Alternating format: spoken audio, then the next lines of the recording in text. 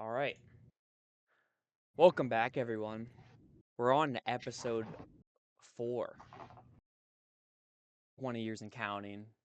A pretty fun week for some of us. Back on track on my weekly picks and making money.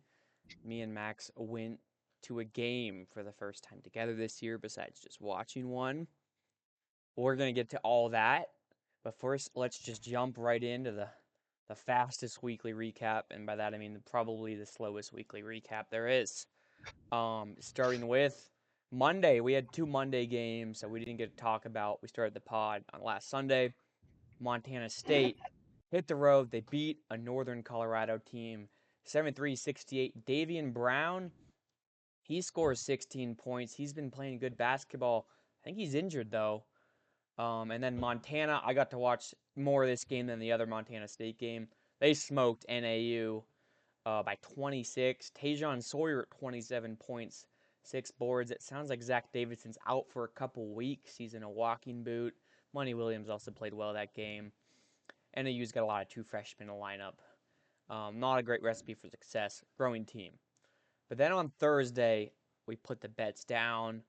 Idaho, they handle Sac State in Moscow. Even with Mikey Williams back, 4 of the 5 starters for the Vandals. They scored 12 or more, 10-point win. Montana State, another win. They keep doing that. Idaho State by 12. They kind of played well in that game, handled the Bengals. Jed Miller time. He's back, folks. 20 points. And then a barn burner in Cheney. Portland State comes to town, and they stay undefeated. 65-61 over Iwu. It was tied late. Terry Miller, he had a clutch bucket. He hit some clutch free throws at 22 points. And a backdoor cover on the spread. That's what you like to see. The game we're at, Montana uses a 45-22 second half after trailing at the half to win by 16 over Weber. Tyler Thompson, 21 points, all on 3-pointers. He couldn't miss. Money Williams hits 1,000 points that night, too. Moving on to Saturday, the Griz keep it rolling 69-60 over Idaho State, their N7 game. Money Williams, again, 17 points. How about Kenyon Aguino, true freshman, 13.6 for 11 shooting. We like that guy, Max. And Cheney, bad place to play on a Saturday. We've said that before. All 3 of Eastern's wins have come on Saturday at home. 75-67 over Sac State. How about this guy, Kyrie Huey? The name we haven't said yet on the podcast.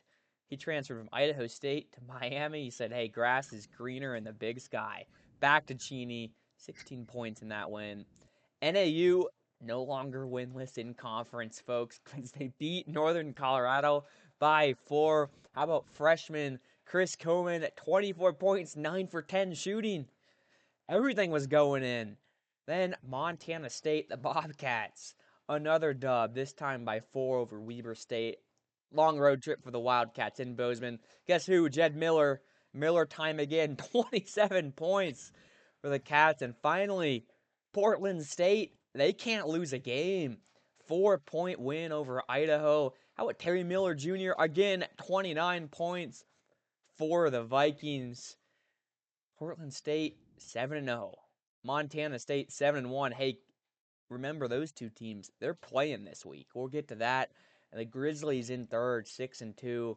One of those losses being to Montana State. Other than that, those 3 teams haven't played each other, including Portland State and the Montana schools. Moving on to Ken Palm, the Bobcats soar.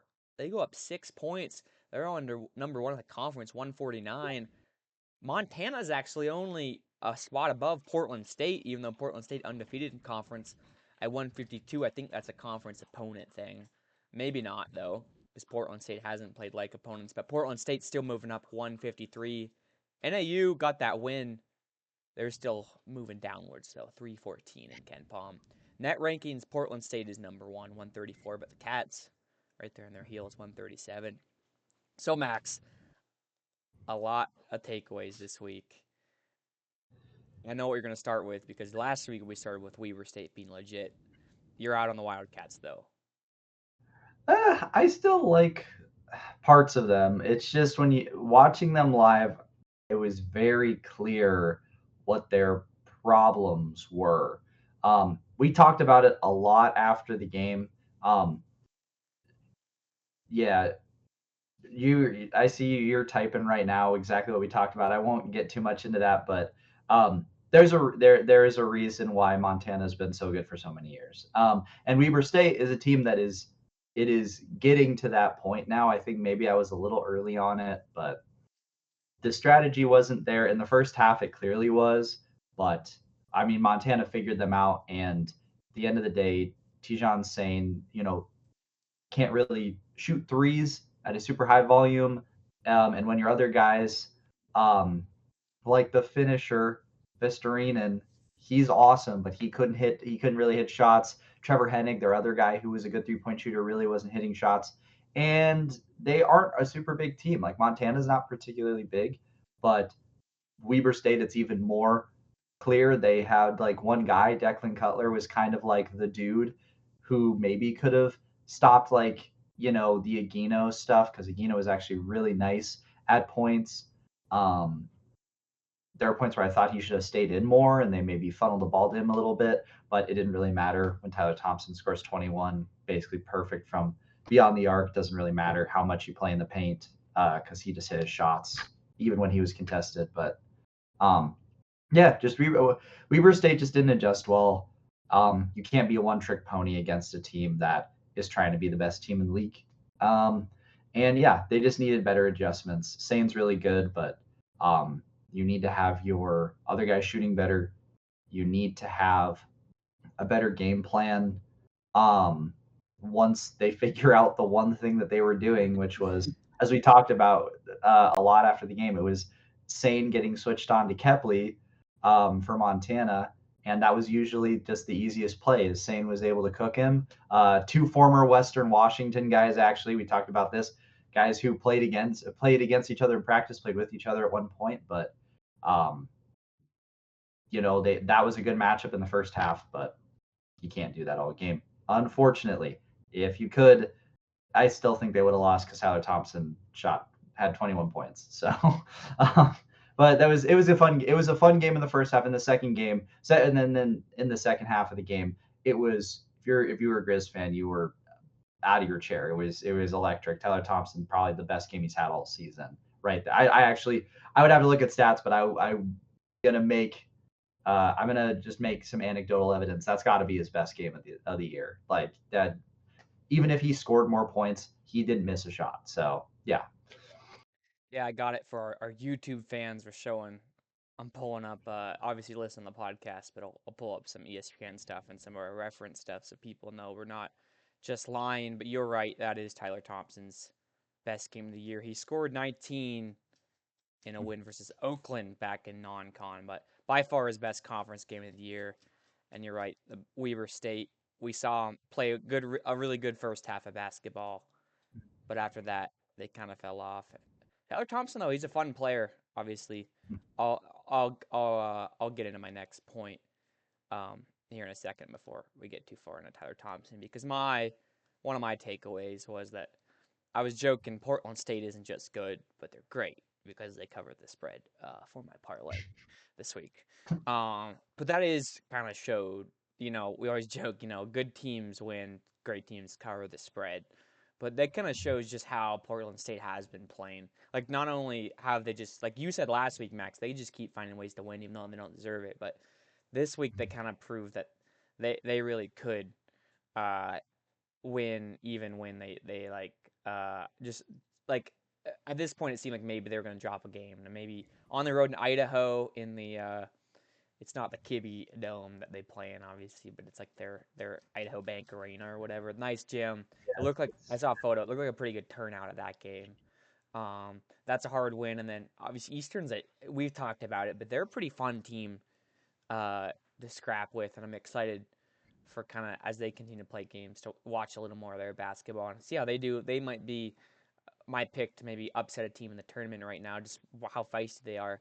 That was a hard game, and Eastern came back into the game. I'll pull up kind of the live tracking here in a second for people on the YouTube, but we were watching that one as we on my phone as we left the as we left Adams Center from the Griz game, and I was sweating, right? Like I was sweating, and Eastern came all the way back in and tied the game, and really Portland State's momentum was lost. Minot was in foul trouble the whole game, and he ended up fouling out of that game, right? But yeah, here's a box score. But as you see, or not Minot got in the foul trouble out of the game, and then Terry Miller Jr. comes back in. Portland State dominating the game. Looking at it, and then all the way up until 5 minutes to go, all of a sudden EWU ties the game at 50-50 on their home floor. ESPN still knows Portland State's a good team, so it didn't like dip, but it dipped in Eastern's favor, and that's kind of a turning point in a lot of games for teams and how you're going to win. But then you see Portland State able to go up 5, and then Eastern Washington gets it back in. Jalen Henderson misses a shot, and 56-55, Terry Miller Jr. having to make some clutch free throws and make that clutch bucket really brought him back into it. And then they dunked it at the end to do it. So I think just really my takeaway was Portland State saved my butt in the parlay, but once again they just continue to be a pretty battle tested team as we kind of get closer to the second half of conference play. And they got some big games coming up, so we'll see if that reigns supreme or I eat my words next week. But what was another takeaway you had as we transition from some bad stuff to, I guess, your other take? Weaver State not great in your favor, but tell us a little more about a team that also isn't playing great basketball right now, Max. So this is a team I actually wanted to do a lot of research on because it's kind of like I feel like we talk about Northern Colorado, like we started this podcast and we were like really excited about this team. Mm-hmm. They have been abysmal in conference play. They are the same conference record as Northern Arizona. Um and Who they lost to, shock so like they don't even who have they like lost. the head to head. Exactly. They have the yeah. So there's that. But they haven't won it. I mean, they are one of. I mean, just basic stats. They are one of only three Big Sky teams who have not won a road game. They are not road dogs. Something that. But like you look at their record. They're 11-10. Like coming into the conference slate, like they were looking really solid. I mean, obviously the Colorado win, but like they looked pretty good. Um, but I think that they are one of the worst defensive teams in the league, and they also give up a shocking amount of turnovers. They're I need to find it. Their turnover margin, mind you, actually um the worst turnover margin right now is Montana. One of their big glaring things that we haven't really talked about, but also like they're still winning games, which is surprising to me when you've turned over the ball almost 300 times and your opponent has only turned it over like barely over 200 times. That's Montana right now. But regardless, Northern Colorado has the second worst turnover margin in the league, and they cannot defend. They can rebound well, actually. They're one of the best rebounding teams in the conference. They cannot defend. Um, the only thing they can really defend is 3 points, which like is good, but I mean I think about a lot of the strengths of some of these teams. And you look at Northern Arizona, where like what is really their strength? What are they really like super good at? And if it's just like scoring in general, they don't really need to shoot threes when you're letting up easy shots. They also allow a lot of what was it? They they foul a lot as well. Like that's that. So they allow a lot of free throws. They have the highest opponent free throw percent. Like not just free throws made, but they are the see they're I guess they're only the fourth highest when it comes to opponent free throw percentage. But they have allowed the most free throws by an opponent by opponents total in total. That's 344 on the season. Um, they foul a lot. They allow a lot of free throws, and as we know, like kind of an obviously in the NBA, that's always the talking point is fouling. People getting to the line, making like half their living off of free throws. That's just how it is. You cannot allow that to happen. And when you're as bad defensively as you are, and you allow that many fouls, you put yourself into a bind. Your good scorers get in foul trouble. They're out of the game. You're putting in depth guys that can't play as well, that aren't as adjusted to the offense or the defense of the other team. You are mortgaging your chances to win when you are fouling excessively and you also can't defend. It's just like a combination. That's why they allowed NAU to score, what was it, 81 points on them? Yeah, 81 points. They allowed the worst team in the Big Sky, probably Oh, by a pretty big margin, to score 81 points on them. That is yeah. egregious. So I just don't think offensively, they are one of the best, if not the best, in the league. Defensively, they're atrocious. They foul a lot. They allow a ton of free throws, which you just can't win the game when you are making so many errors like that. I don't know how I could check how many points Northern Arizona got off free throws in this game. Um, we can check super quick. Oh, mind you, Northern Colorado only had 6 made free throws out of 7 attempts. In against Northern Colorado. Yeah, that was Northern Colorado. Oh yeah, here we go. Northern Arizona, 14 for 19 from the charity stripe. They've That's over Yeah. double. That is over double that volume. So like you just can't allow that to happen. If so, anyways, that was my big rant I wanted to go on for this because Northern Colorado needs to figure it out defensively somehow. They foul too much and they are allowing way too many points. So this is a team that should be way better on paper, in my opinion.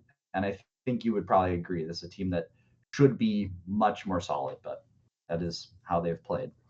Yeah, and if you're watching at home, a couple things. One, I hope you don't judge me based on some of my targeted ads on the ESPN site because there's been a couple of interesting ones. Right now, we have a U.S. 250th We the People vintage baseball hat, and a 20th anniversary for America indestructible whiskey bottle. But anyway, yeah, the cliff they fell off when they hit conference play after, mind you, like you said, the last non-con game they had was beating Colorado, who's had a great year so far.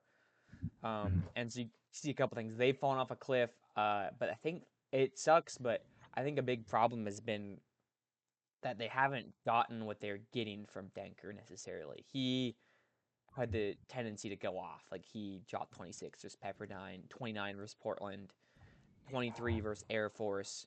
Those are all wins and good ones. And of course, 33 versus Colorado. Now in the conference play, he's only gone over 20 points once, and that was in an overtime loss to Sacramento State, who we've said has been, at least coming to the year, a pretty bad defensive team. And I think a lot of that has to do with his 3-point shooting. He's shooting, I think, 32% clip on the year. But I wouldn't even want to know what it was in conference play. As you see, he had back-to-back games where he didn't hit a three, and then he hit three in that Portland State game. But before that, he went 0 for 5 versus Weber, 1 for 4 versus Idaho State, and 0 for 3 against the Griz, and then 0 for 1 against Montana. I don't really know what it is. He's 6'3", he's a senior. I mean, he's a kind of a volume shooter guy, so they might need, like, if he's the number one scorer, that could be the problem there for him. But unfortunately, Denker, who was a good story of a guy who stuck around if that good year UNC could have maybe portaled somewhere, but unfortunately he's had a tough go of it. And also being a smaller guard, the defensive thing could be like you were saying, Max, like that could be he could be also a liability on that end. I don't watch enough of their games to know. It seems like they have a couple problems on defense. Can't just point at one guy. Yeah, they Yeah. just one last stat. They lead. The funny thing, the they lead the Big Sky in both field goals made and field goals made by opponents. Just to give They you like that's shootouts, you how know? yeah, exactly. Like that's how good and bad they are. Like Yeah. they are making the most, and it's by a pretty decent margin. They're making Weber State second in team field goals made, and Northern Colorado's ahead of them by 25 made field goals. That's a pretty decent margin. And then they're 15 ahead of Eastern Washington. Um, like you were saying, like the Sac State, like they're bad defensively, but Sac State still doesn't allow a lot of. One, they don't actually allow a ton of field goals to be made, and they also the percentage that like the clip that they allow those at is still only for about 46%, just under Northern Colorado. How much? So when you when you're competing with Sacramento State for allowing allowing field goals made, field goal percentage, yeah, not going to be a winning recipe. All right. Well, my next point is gonna be that the Griz, who we got to watch live in a win, are still kind of like a bit of an enigma to me. I don't think they deserve to be one of the best two teams in the conference right now, which they're not. I don't think by anyone's metric. But I will say Travis DeKeer still has it as a coach, and I think is obviously the best coach in the Big Sky. I don't think there was much of an argument there, based on there's not much longevity at some of the other schools. But right now, Travis DeKeer is so good. And we watched that live in the Weber State game when they were down at half and they came out just a completely different team. But now, as if you're watching with their schedule, uh, they lost to Montana Tech and then got murdered by Louisville. That's a tough pill to swallow. Lose to an NAI school and then go to number 11 Louisville and just get killed. Right? They lost by 40 exactly. Um, Mhm. he got his guys. They went home for Christmas. They recuperated. They beat NAU at home, which doesn't look great. They beat Northern Colorado at home. That's another one that doesn't at the time was a huge win for them because Northern Colorado was supposed to be good. Looking back on it, Northern Colorado is not a great team, but yeah, Mhm. that's another huge win. And then they went to Idaho and got a win, so he got them back on track. But then they have their woes, like we said. They lost to Eastern on the road, terrible loss. Eastern has shown to be a feisty team. Looking back on it, quite the opposite of Northern Colorado. And then they lost that game to the Cats on the road. Those are two tough ones. So Travis is like, okay, we've lost um, 4 and 1-3.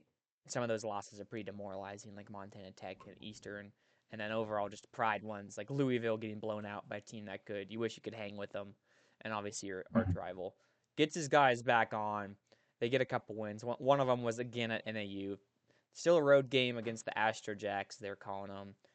uh, Weber State, that was a good win. Idaho State, good win. So Travis, how's those guys going? They're going to get tested again here on Thursday, and we're going to get to that game against Portland State. But I just want to say, like, it's the Grizz. I think still, like, we know Money Williams is still super super good, um, but uh, they're still looking for their number two, and they had Tyler Thompson do it against Weber and NAU. Sawyer actually was their leading scorer, so they still got Money Williams as their guy. But with the way that their team is built, they maybe haven't gotten as much offensive production as some of the guys if they wanted to, and had some problems defensively. Like always, you're gonna have with a bunch of new guys, and obviously didn't get some of the guys they expected to come back this year, but Travis has shown he's still the dude. Uh, and watching it live is as you were there, all of a sudden you're like, oh man, like, obviously, Weber State's a well coached team too, but it was just obviously like a one team in the second half is coming out to play to win this game, and the other team really doesn't know what to do. And like you were saying, like once Montana made that adjustment on how they were guarding Tijon saying, all of a sudden the game was kind of over. Weber State didn't have a good coaching punch back on how they're going to attack Montana's defense, which is hard to do to begin with. So, yeah. And Scooby just made his weekly appearance on the podcast for anyone watching at home. No, no, I agree with I agree with you, Travis.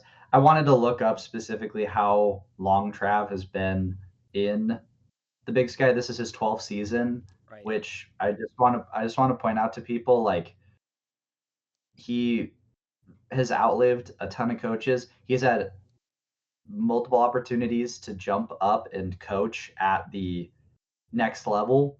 Um, he's been the assistant coach for plenty of, like, very solid teams. He was an assistant coach at Cal Berkeley. He was an assistant coach at Old Dominion. Old Dominion, I think, was a tournament team back when he was assistant coaching. Then, like, there were, like, he is unbelievably impressive. And these are good. Like, you look at a lot of the coaches in the Big Sky, and I have a lot of respect for these guys. You look at a guy like, you look at, like, Dan Monson at Eastern Washington. I mean, a guy who willed Long Beach State to a freaking, like, He got fired and magical. then he made the March Yeah, Madness. yeah, Yeah. he made the tournament. Like how it just you look at a lot of the guys and you'd be surprised. Like Dan Motson's great, Matt Logie at MSU is awesome. I mean, how going? I mean, again, Montana State. It's every sport. They always find a coach that can fill in. I mean, it's kind of unbelievable what they've been able to do there. So Matt Logie's great. Alex Pribble for Idaho. Like all these guys are awesome, but at the end of the day, you're not Travis DeCure. You Nope. don't have the longevity of this guy. And I think, I mean, I don't know, Travis would need he would need something insane for me to like make that jump to the next level. Like, I think this is like, why would you ever want to leave this situation? Like, at this rate, Travis is going to be the winningest men's, or I guess is he already he might already be the winningest men's. He might be, but yeah, just to add to your point while you look that up, I think I've heard that some of, not all of them, but he's got his kind of core assistant in Chris Cobb and Jay Flores. I think they're still both there, right? Um, and Yeah, Coach Flo. yes. I know. And I've heard before, like some of their younger guys have came and went, and lower on the assistant pool, but those two guys are two really good assistants who really help the program out. And I've heard before that there's just like Travis, that there's been opportunities for those assistants to go somewhere else and to go to some pretty like big programs. But it's like you're taking a worse job to do so. And also, if Travis does ever leave, like those guys, will, are.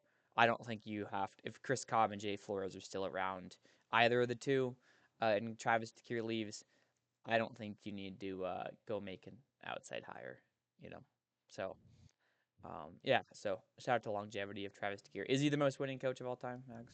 He is. I'm also Yeah. like an idiot because I knew that because I'm like 99% sure I was at that game covering it, but my time as a college student leaves me even 2 years later. So, yes, no, he is, and obviously, the big he had to pass, Jig Stallberg, the maybe the great. I would arguably the greatest Grizzly of all time. For any reason, I mean, when you have the whole freaking arena named after you, and he coached like three different teams at the same time. So, but yeah, no, I mean he is the winningest coach of all time, and I'd have to look at who the winningest coach in Big Sky history is. Big Sky Yeah. men's Is it winningest coach, but like he'll if he sticks around. I mean, if he is not already there, um, does it is it gonna? Oh, let's see. Here we go. This is what I want. Um, Travis 3. He's behind Mike Durham, or sorry, Mick Mick Durham Durham? from Yeah. MSU, and then Randy Ray. Yeah. Randy He Ray, at Weber State. Yeah. Yeah. That's yeah, right. who obviously, Was there Coach Dame. forever. Yeah. He was, And I think yeah, and Mick Durham was at Montana State for a long time as well. Does it say how many years they coached those guys? yeah, Randy Ray, 16 years. He was there for Okay. 16, and Mike and Mick Durham was there for 16 years as Okay, so well. So Travis is in year 12. How far behind him is he? he is only 8 wins behind Mick. Oh He'll man, he'll he will pass Mick this year, almost certainly. eight Um, wins. 8 wins. Yeah. If Well, if they if they keep playing like how they played this year, they'll pass him. If they don't. Yeah. yeah. So he'll most likely pass Mick. He still has a ways to go behind Randy. He is um, I can't do the math in my head, but Randy has 316 wins, which is unreal. 316 minus 238. He's almost 80 wins behind, so still has quite a few seasons to go before he'll catch up to Randy if he sticks around. But I if Trav gets to year 16 with the Grizzlies, I wouldn't be surprised if he has not either passed him by that point, like in that season, or he is really close to passing him. So he just has to stick around for 4 more years, which at this rate I feel like seems honestly pretty reasonable. I mean, if you're Montana, why would you ever give him the bag. Yeah. Honestly, like And he's got he's six 20-win seasons. yeah, 6 21 seasons. He has four, or not four. How many conference? regular season championships. He's at 4 regular season championships, 3 tournament titles, which is also 3 NCAA tournament berths. Like those 2018, 2019 teams, like for people who are new to Big Sky basketball, those Montana teams were unbelievable. That was like right when I was like in the middle of high school.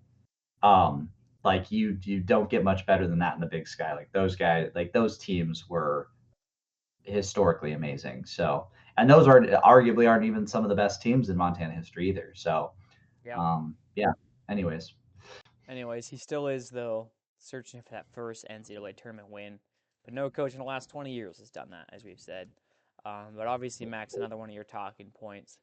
If we're gonna talk about the Griz, how good they're doing, and Travis is a great coach, we hmm, gotta talk about the Bobcats because man, are they playing really good. And before Portland State won those 2 games this week, we're the number one net team in the conference. They actually moved. They made a graphic for it on social media, and then of course 2 games like they win 2 games, and then they go backwards in net, which kind of sucks for them. But uh, yeah, with that being said, though, I read an article today. They're a little banged up. They only down to 7 scholarship guys available like at this current moment, and they're still yeah, winning. So that's pretty fun. So what do you have to say about the Bobcats? yeah. I saw that exact same article Yeah. too, and I was like, that is just unbelievable. With that in mind, the injuries and stuff. In that article, I think Matt Logie says like they're the most snake bitten team, but he's also the most proud of them. Like very like this I think right now Montana State probably is in terms of like strict talent. I think Montana State is probably the best team. Like Portland State's awesome, but I will say Montana State is just impressive. Like watching them get wins, watching them do well, and we have mentioned this guy a million times among some other names already, but like Jed Miller is he is just a firecracker. Like he is unbelievable to watch. Like he plays super well. When I mean, he's been relatively efficient all year. I mean, he's had a couple of like okay games, but Jed, kind of like Money Williams, like he is definitely the engine, like the scoring engine for their team. And but unlike Montana, Montana State, I actually think has the depth to back him up. Like we've talked about Davian Brown, Christian King, um, Pat McMahon. Like these are guys who who can be very consistent. I mean, you're gonna have some off nights. I mean, Christian King is a bench guy too. Like there are nights where you're not always going to get the most, but I like the depth of Montana State significantly more than a lot of other teams in the Big Sky, um, which is something you need. I also think it was something that helped them win in 2023. That team that lost to Rocky Mountain and they ended up willing themselves to a tournament berth, like that was a team that had depth. Like they had a pretty deep rotation and they had a lot of guys leave that previous year. I mean, Danny Sprinkle had left by that point. He had taken guys with him. Um, I don't even remember how many returners they had, but it was like one starter and then the rest of the guys were moving up because it was gosh, I'm gonna be so mad if I Robert can't. Ford came back for him. Robert Ford. Yeah, Robert Yeah. Ford. He was like the one starter who stuck around. And Mm-hmm. Robert Ford, mind you, is like He was a dog. a he was a dog, but he was a small guard, very small Yeah, guard. he The was a very big sky guard. yeah, that was the big thing with him. And they still made it, and they still had a ton of roadblocks. But this Montana State team, like a lot of teams, and I think Matt Logie has done a great job of having depth, having deep teams. That's why even with the only the 7 scholarship players, they've been able to win games. It's because it's kind of an any given night with this team with players on this team too. So um, yeah, I got to give them the credit where credit's due. I mean, I think a fully healthy Montana State team is the best team talent wise in the league. Um, right now, they're going to suffer some challenges. They're probably going to lose some games they wouldn't normally lose. But if they are mostly healthy in tournament time, probably the team I would pick to win in the tournament. That might be a slightly hot take with how Portland State's played, but like a mostly healthy Montana State team probably beats Portland State right now. But they're they're banged up. They are admittedly banged up, and that is something that is not uh, that can really rag you in some games where you really need it. So, um, yeah, but no, shout out Montana State. Absolutely deserve all the kudos for how they've played despite despite all the roadblocks this year. Yeah, I'd agree with that. And like every year, teams lose stuff with the portals. But yeah, that was a tough rebuild for Coach Logie when Danny Sprinkle left because he's so good, and he brought his guys with him to Utah State. And like Robert Ford, I think helped boost the program. And the going to March Madness the first year did help Coach Logie. But obviously, since then, that was Robert Ford, and I think maybe probably some of their other incoming recruits, I can't say for certain, or guys on the roster maybe were Danny Sprinkle guys or came there.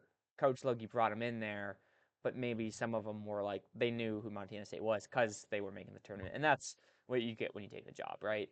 But yeah, and Mhm. he's definitely the way he's built his roster is certainly interesting, and Jed Miller, a guy who's really turned on conference play.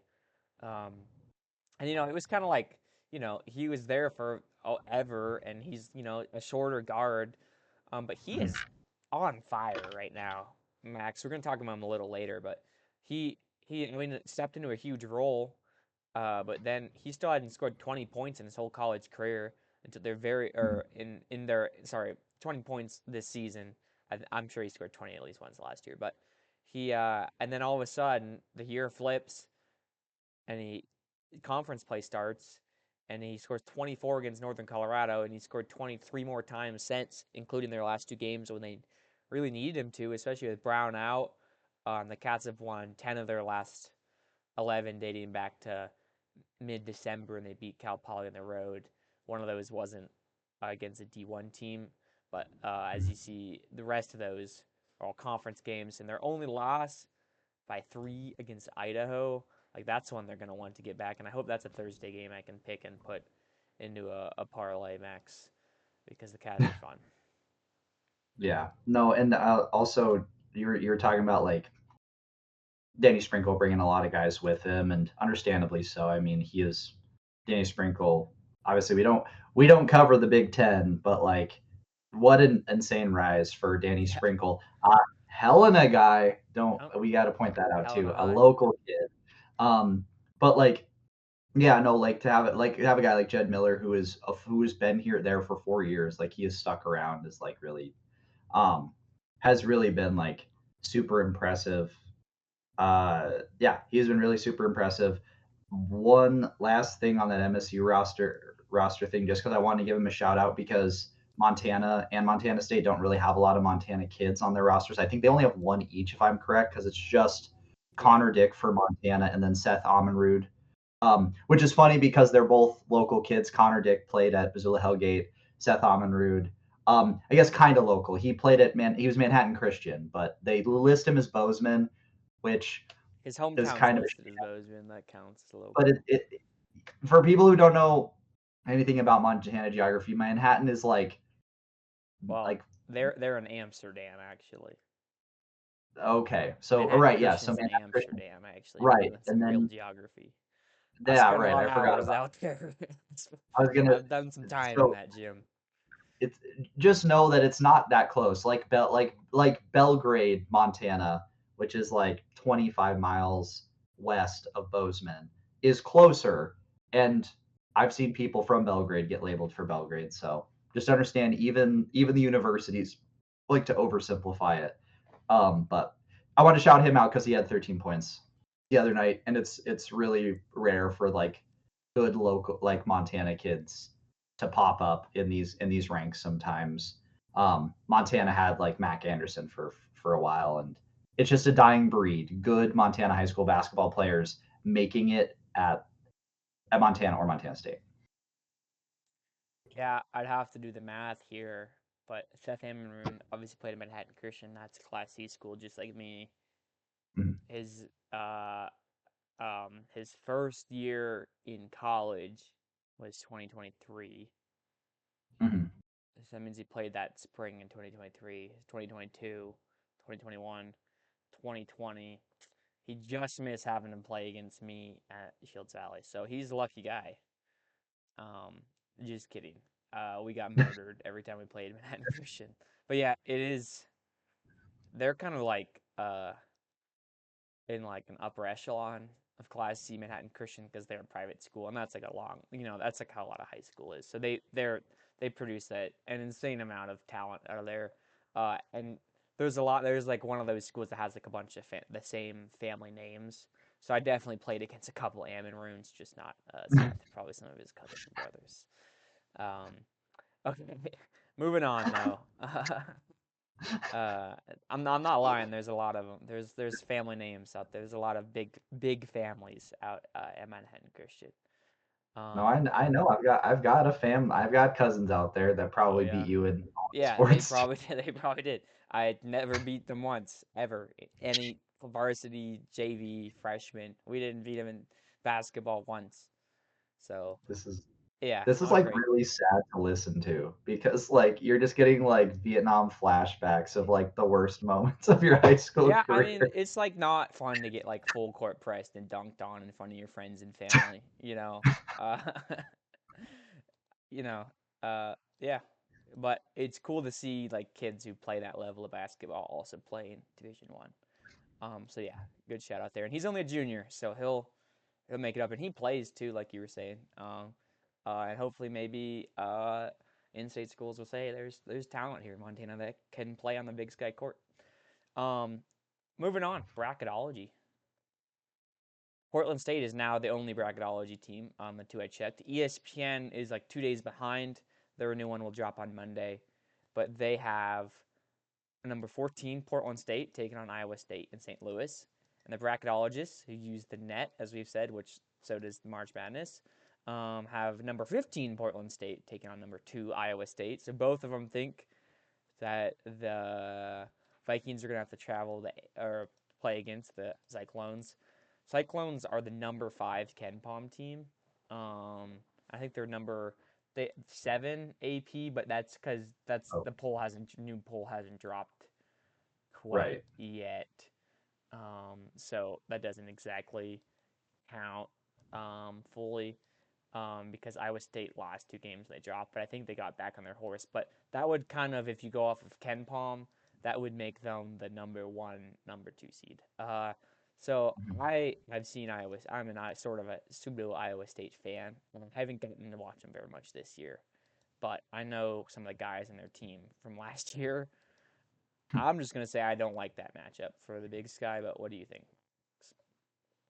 I agree. I really do agree. I feel like for years we talk about, you talk about like these two seeds that or three seeds that every pop in every once in a while who outplay what, their expectations are and then they end up losing in the first round, they lose early. But this Iowa State team's legit. They are phenomenal. TJ Otzelberger is like he is a stud. There are like few college coaches at any level who have really like revived programs like he's done with Iowa State. And Iowa State's they've had some good players in the past, but like this is kind of like a team you do not want to face. I like Iowa State going super far in the tournament. They're if they keep this pace up, like they're gonna be unbelievable. So yeah, would not it would be 21 years and counting We if don't want they it to be 21 years and counting.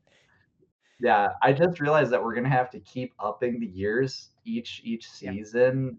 That doesn't happen, so uh, that's gonna be super fun for us. Yeah, Or not fun. I So just showed Portland State's resume. They're pretty good against quad 4. Iowa State though is 5-1 both quad 1 and quad 2. Net rating they had a bad week last week, but they're up to 6 in the net ratings now. They started the year at 7. They were at 3 for quite a while. They've bounced around. They're a good team. Milan Manchilovic, he's a dog. mhm.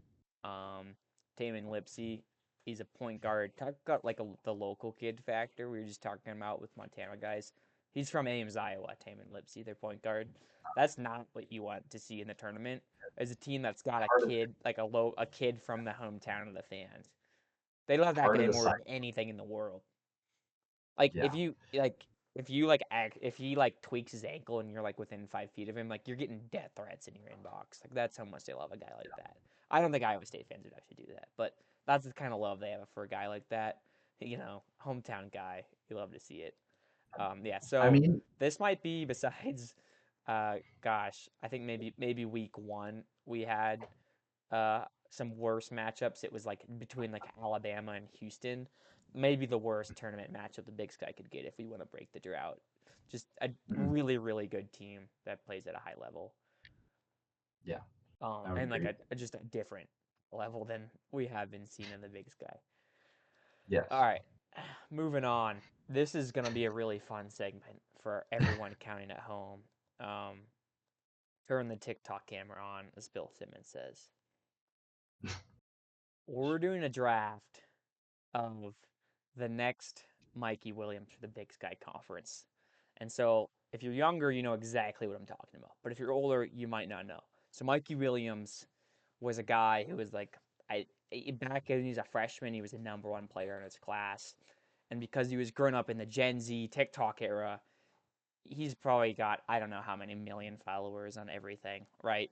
Like pretty much everyone who watched like knows prep hoops and stuff knows Mikey Williams. But like a lot of guys, sometimes the hype doesn't always even up to how they play, right? So Mikey Williams came in a really big deal, has a million followers, didn't work out, and now he's kind of on his like last chance you still playing to make the NBA, but ends up in the Big Sky. So we're gonna draft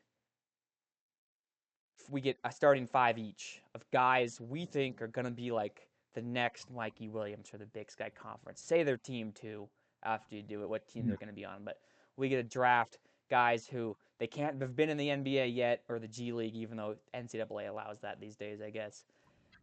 And if they're a senior in college, that's fine. We'll give them another year of eligibility. But maybe college age guys, I would hate to dog on a kid who's still in high school, but guys who your little cousin has watched his highlights on TikTok, but is going to be a fun story for the Big Sky in coming years. So, Max, I'm going to give you the first pick of the Mikey Williams Memorial, even though he's still in the Big Sky Conference. The Mikey Williams future Mikey Williams Big Sky Conference player draft. Pick number one. Okay. So do I? You said I had to say the team, like the team I think they Yeah, would you can say go to. what Big Sky team he wants to go to too. Okay. Yeah. Perfect. All right. So my number one overall pick, I have a couple options, but I think I'm gonna go with a guy who I think a lot of people have forgotten Yeah, about. I'm this gonna is go who with we're looking for. Dior Dior Johnson was on Johnson. my big board. Not Dior No, Johnson. dude, this is gonna be okay. I just want to preface that before we started this for people, I forgot it. I knew it was a draft. I thought it was pick five players for a roster, so I picked five, Yeah, and Dior now Johnson. we each we Dior each only Johnson is have such a good five. one. So, but Dior Johnson is like I mean, he's like the perfect example. And by the way, I actually want to point out that Dior Johnson actually has like a really cool and like Yeah. sad story. Like he's, raised by like a single mom and like really like fought to be able to do what he's done. But he's also like he is cannot stay committed to anything. He Yeah, played he for kept nine transferring high high school schools. teams, right? 9? He played nine different high schools over five different states when he was in high school. And then his recruiting, he was a four-star recruit, Mhm. one of the top players in the 2022 class. He committed to Syracuse in February of 2020, decommitted 9 months later, committed to Oregon in June of 2021, and then decommitted a year later before committing to Pittsburgh, where he did not play before transferring to Clarendon College, which is a JUCO, um, and then announcing to go to UCF. Oh, UCF! Guess who also played there? Mikey Williams. Right, And yep. then he transferred down to Tarleton State, which is where he plays now. Which Tarleton State is Tarleton State. Like he's actually playing really well there. I think he's Yeah, averaging off like the 24 bench. points. He was like leading the country in scoring. Yeah. So like he's playing well there, but like again, this is like the Mikey Williams comp is except Mikey's starting more often. But and then he also, right before he was set to start at the University of Pittsburgh. The reason why he didn't play for the University of Pittsburgh is because he was also pled guilty to assault and strangulation. So like Yeah, so this guy welcome the big sky, Dior Johnson. yeah, so Dior Johnson, and I think I don't. The thing is, it's so easy to say Sac State for all of these, but I'm not No, going to no, do that. Sac State's leaving the conference. You can't put him on Sac State. Oh, that's a good point. That's a good point. Okay, so here's the thing: it's the WAC, and we have a couple of WAC teams moving to the Big Sky. So you know what? I know Dior Johnson might not be Oh, I see. the person who Utah Tech or Southern Utah would normally pick up, but I'm going to say Southern Utah is going to pick up Dior Johnson. I had him as a guy that I thought would be at Portland State. Like he's just shredding teams on Portland State. That's a I like that thought, but I think I'm gonna go with familiarity, even though probably doesn't really make a lot of sense. He probably does not give a crap about that, but I'm gonna say he transfers to Southern Utah, even though that's probably not realistic at all. But the whack familiarity, Okay. he played That's a against, good first pick.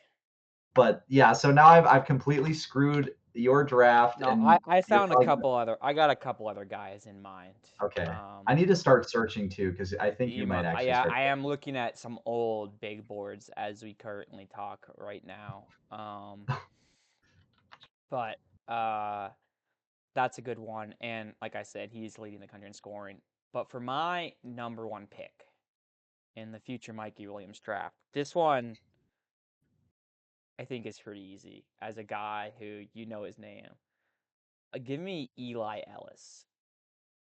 You know him? Oh yeah. Yeah, he was on he's in like the OTE league. The thing is he actually made it to South Carolina, and I think he like actually sort of plays for South Carolina. Like Mikey Williams played at Memphis and UCF. The Eli Ellis thing is and just like Mikey Williams, he's a small guard. You know, Mhm. he's I just don't see him lasting very long in the SEC, and he might end up by his senior year, and he wants to be the guy somewhere. He cares a lot about, and because he reclassified a bunch in high school. I think that was him or his little brother maybe. But like they like playing against younger guys, so he's gonna reclassify. Well, he's gonna get some eligibility red shirt, and for some reason I couldn't think of too many teams. But for some reason I could see him as a guy on Eastern Washington. I don't know why, I li- but just I like because he's a yeah, little like our boy the Alaskan assassin, Isaiah Moses, Isaiah smaller Moses, yeah. guard. Like he would fit well in the big sky. He's a small guard. He can shoot. I could see him there. Defense optional. Okay, so that was my number one pick, Eli Ellis. Yeah, I got a point that's guard a on my team now.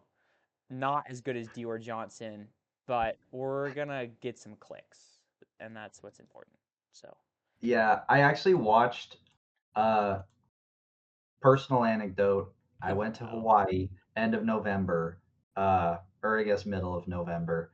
Um got engaged. That was great. But I watched a lot of basketball and football while I was there nice. because it was beginning. It was like the season where every basketball team decides to play some weird ass tournament in some random location against teams they play like every 5 or 6 years maybe.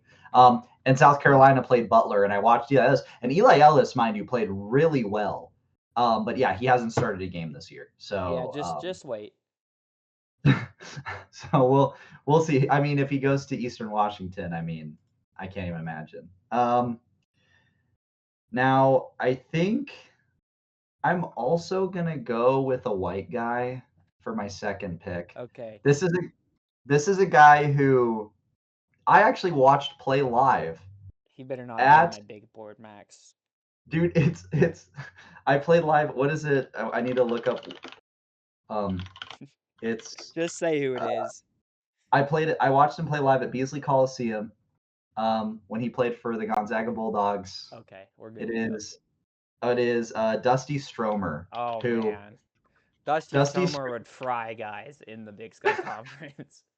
So yeah, so for people who don't like Dusty Stromer, actually he is also one of those like big club hoopers that was like insane. Right. I think And you're from like, why California. doesn't he have? Well, I guess he made it to Gonzaga, but you're like, why doesn't he have like, you know, crazy Yeah, numbers? like exactly. Like he was a guy who like yeah, like maybe I don't know what the stats are on him going to Gonzaga, but like he was very when Gonzaga got him, it was like, oh, this is like the next Chet, Drew Timmy, like the next like like Duke has their white dude, Gonzaga has their white dude as well. And Dusty Stromer kind of felt like that guy, that like dude who's just gonna be like a cult hero in Spokane. But he was just a bench guy, really. Like he shot Mm-hmm. well from three, but he just was. I mean, defensively, he's so thin. Like the guy, like he's 6'6", 195, which is like that's pretty. I mean, one like my dad was 190 and he was 6'4". Like that's pretty light Yeah, for a it's dude 2 inches taller. Like I and he played like even if it maybe my perception of that is wrong. Like when you watch it, I watched him play. Dude is skinny. He is super skinny, super light. But now he plays for Grand Canyon. He averages 5.5 points a game for yeah, he's the career Grand 5 points a game score because he did that at like Gonzaga for 2 years too. yeah, like he is playing about as well as you'd expect him to if you had watched him play at Gonzaga. So yeah, I think Dusty Stromer definitely belongs on this list.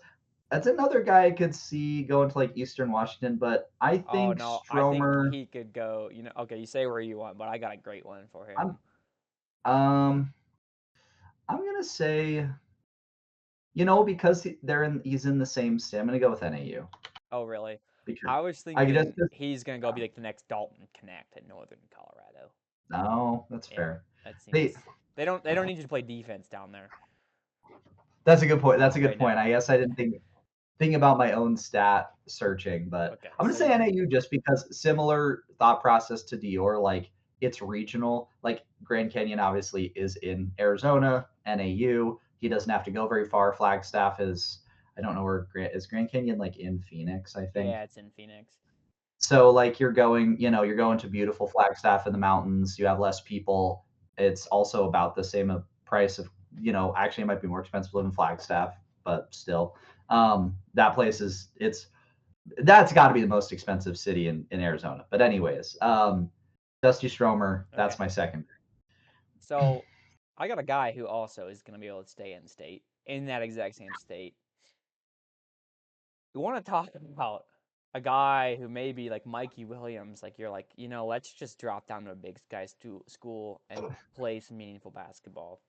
You know, everyone is talking about Arizona as a really good basketball team.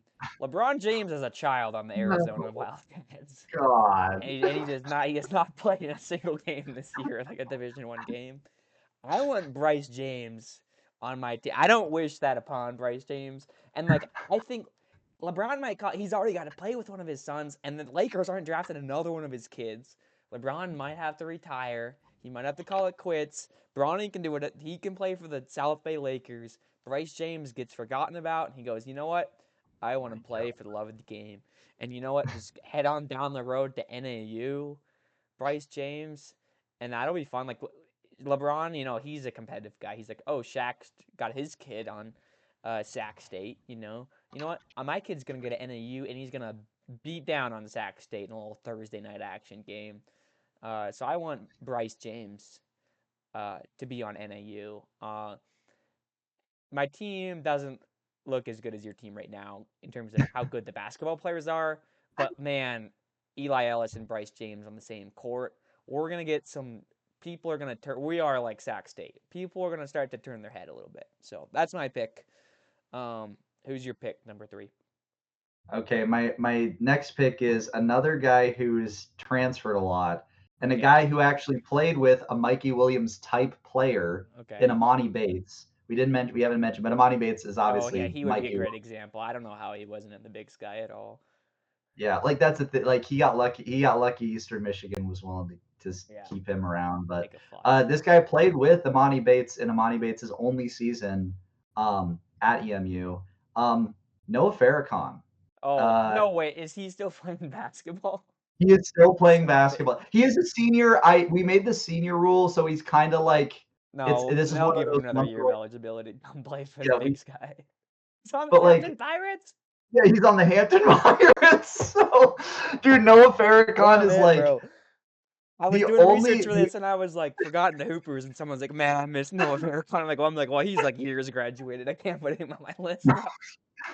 no, he's still Man, I'm pretty bro. yeah, he is still wait, I think he's He's okay, in I his want to fifth make fifth year of like playing college basketball. Yeah, like this is the okay, he is okay, I wanted to because he got a make COVID red shirt at Eastern. okay, that was I just want to make absolutely sure that he is still on the roster because when I looked it up, it No, looked yeah, like he he's was still there. I see him. He played this year college basketball. That's all that really. Wait. Oh no, no. no, he's not on Oh, there. well, okay. They're gonna. I'll count it. I'll count it. No, I've got another. You're gonna I got Noah another guy Farrakhan is not allowed on your team. He's too old. okay. Sorry. Yeah, sorry guys. Can't But I do sit have in his another team. guy who this guy is a guy who actually played Yeah, Noah against Farrakhan's in Bosnia playing professional basketball right now. damn it. Uneligible. Well, that's all right. I have a guy who's actually younger though, like way younger that I'll pick. Okay. I'll pick and it's a guy who played against Mikey Williams, like was in one of those like Mikey Williams um Mikey Williams like eighth grade mixtapes where it's like Mikey Williams versus this kid Right. who's better, best eighth graders in the country or whatever. It's Okay. Rayvon Griffith, is the Never heard guy. of him. But He's the guy who maybe has less social media clout, but was a similar like style of like really hyped up like super like okay. young guard. He played at he redshirted at Cincinnati. He played at Cincinnati, but did not play well, Okay. and didn't play a lot of minutes either. And then now he's at Kent State, and he's only averaging 4.5 points. So he is like he is a guy who I think like he's sorry I he is a guy who I definitely think like is perfect for the Big Sky. Main reason why I picked him is because I'm like, why would you not drop down another level if you're not even playing at Kent State? You might as well try at the Big Sky. Um, and he played against guys like Mikey Williams, has that kind of like that's like one of he is in that mold. And because he's a guy who's not as well known, um, I feel like he is someone No, that's who a good one. He probably has a lot of followers. yeah, let me think. Because I honestly kind of think Rayvon might be a guy who'd go to Portland State. He's my PSU pick, Okay, actually. yeah, I got you. That's a good So pick. I'm gonna go with Rayvon. You I got won't some good deliberate it. hoopers on your starting five. Um, which makes me want to hold off. You might steal one of my guys on my big board because of this, but I'm gonna hold off from picking a guy who's objectively a bad Division One basketball player and pick one who has also not been good, but as playing well. Similar to Bryce James, you remember that Brownie James overtime elite team from back in the day, and they had Gabe Mhm. Cups. Oh my You gosh. remember Gabe Cups? He was lighting it up No, from in middle no. school, right? He is a white guy who was open in the corner a lot. Oh my He, god. credit to him, made it Power Four, Power Five. He made it to Indiana, right? He started 22 games one year in Indiana, and he scored 2 points per game. Um, That is Last year at horrible. Indiana, they were really they fired their coach, I believe, Indiana last year. He played in 4 games and didn't score a point. I don't know if he was injured. He's transferred this year to Ohio State, where he's played in 19 games. In case anyone's missing him, technically only still a sophomore, so he got a red shirt for last year. Must have been injured. He's averaging 1.8 points per game. Listen, you get to be probably on a tournament team. How about Gabe Cups comes home? How about Gabe? Not he's home, but how about Gabe Cups transfers to the University of Montana Grizzlies and joins my starting five? I just think based on the points I hope that he doesn't have some defenders in the comments on like TikTok if this video drops. that say like, no, he's really good. They're using him wrong. I'm hoping he's a defensive piece, and that's why he's going to make a great Montana Grizzly because they play defense for Montana. But Gabe Cupps, welcome. The Gabe Cupps Mikey Williams game is going to be if Mikey Williams. Well, I doubt Mikey Williams would be at Sacramento State next year, but Gabe Cupps playing with Bryce James rather than Bronny James. That'd be pretty fun to see them go against each other. LeBron will be at that game. So yeah, Gabe Cupps, Yeah. welcome to my starting five as a defensive piece. Gosh, we don't. Oh no, Bryce James is kind of tall because Gabe Cupps is not. He's 6'2". But so anyway, we Bryce James is gonna be my shooting forward. Gabe Cupps will be my shooting guard. Eli Ellis is handling the rock right now. I don't have a lot of Yeah. bigs looking down on my roster. We're gonna play small My ball. my roster is also extraordinarily small, It's so okay. don't be too. I think that's kind of Don't. part of the Mikey Williams draft is you have it's an undersized guy. That's part of the problem. Yeah, but yeah, no, that's fair. Alrighty. I don't really. I don't know if this is the guy I really want to go with, but I'm like, I feel like I don't know if I have many more. I'm still like, after I found out the Noah Farrakhan's out, my Yeah, my that would have been team is last one would have been a pretty mythical poll last year. yeah. Unfortunately, Noah Farrakhan, you did all your damage at Hampton already. Now you're doing damage in Bosnia. Um, That's this is crazy. this is a guy who like he's like super popular on social media for a very obvious reason, but he's a guy who like would have never made like the power four level for another out for the same obvious reason. Okay. But when we're talking about Mikey Williams, like we're talking about like guys who are like big in the internet era, I feel like I kind of have to pick this guy, and I'm gonna go with Hansel Emmanuel. Oh my But gosh, he like was on my big board too. yeah, well, like that's it's like he's and here's the thing with Hansel is of all of the guys we were gonna say, he is the guy who I have by far the most respect for out of all these dudes. Like this guy Mm-hmm. is like amazing things. Your He team is a currently lot plays has a lot better basketball players on it right now. yeah. So, but like Austin, like he plays at Austin P. He's actually had some pretty decent games in his college career too.